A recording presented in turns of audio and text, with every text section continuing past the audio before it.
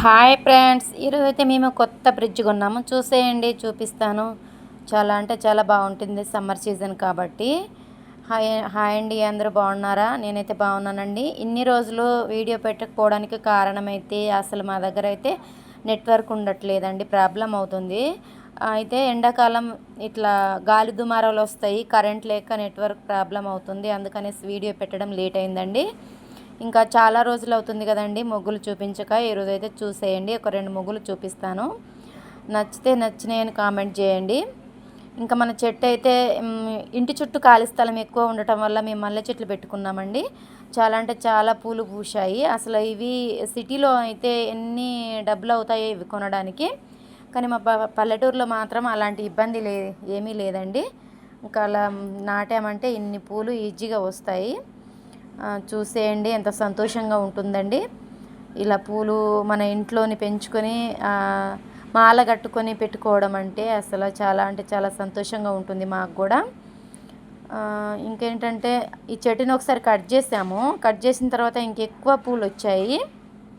చూడండి, పూలు కూడా చాలా పెద్ద పెద్దగా ఉన్నాయండి, చాలా బాగున్నాయి. కట్ చేసినందుకు ఇంకా చిన్న చిన్న మొగ్గలు కూడా వచ్చాయి. ఇంకొక 10 రోజుల వరకు కూడా ఇంకా చాలా పూలు ఉంటాయి.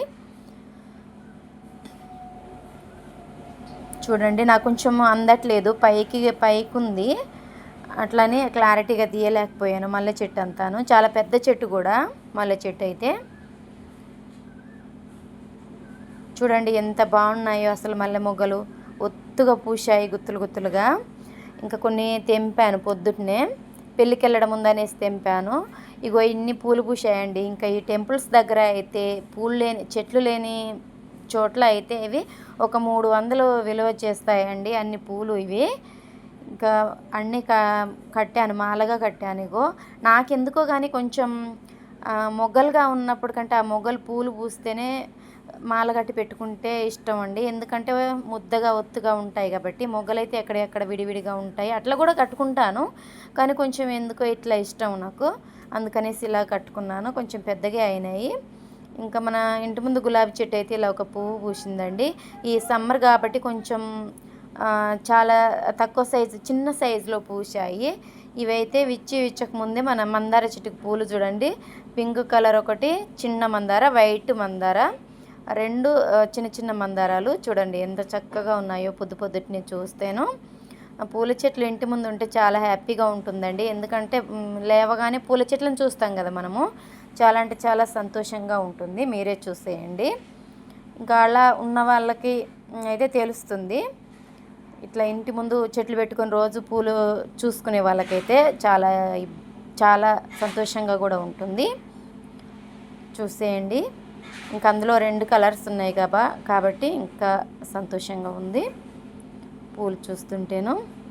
ఇంకా ఈరోజైతే ఇంకా బట్టలన్నీ ఆరేసిన తర్వాత అసలు తీసుకొచ్చాను. చాలా బట్టలు అయ్యాయి. ఒకరోజు పెళ్ళికి వెళ్ళి వచ్చాము కదా, ఇంకా చాలా ఇవి బట్టలు అయ్యాయి. ఒకరోజు పిండకపోయేసరికి అవన్నీ ఆరబెట్టి తీసుకొచ్చి మంచంలో వేశాను. ఇంకా కొన్ని మా అబ్బాయి మడత పెట్టుకుంటున్నాడు. ఇంకా మా ఆయన నేను మడత పెట్టాను. నాకు కొంచెం హెల్ప్ చేస్తారు మా అబ్బాయి. అంటే మాకు అమ్మాయి లేనందుకు అబ్బాయి అయితే చాలా హెల్ప్ చేస్తూ ఉంటాడు. ఇంకా అవన్నీ మడత పెట్టుకుంటున్నాము. చాలా టైం అయితే పట్టిందండి. మాకైతే వాషింగ్ మిషన్ అయితే ఏమీ లేదు, చేతులతో పిండి ఆరేసుకోవడమే. చూడండి ఇన్ని బట్టలు అయ్యాయి, మా ఆయన నాయి మా అబ్బాయి. చూడండి ఎవరి వాళ్ళకి ఇలా మడత పెట్టుకున్నాము. కొంచెం నిండిపోయింది, అన్ని బట్టలు అయ్యాయి. మడత పెట్టేసరికి ఒక అర్ధగంట పట్టిందండి. అయితే ఈరోజు కొత్త ఫ్రిడ్జ్ కొన్నాను అన్నాను కదండి, ఇదే చూసేయండి.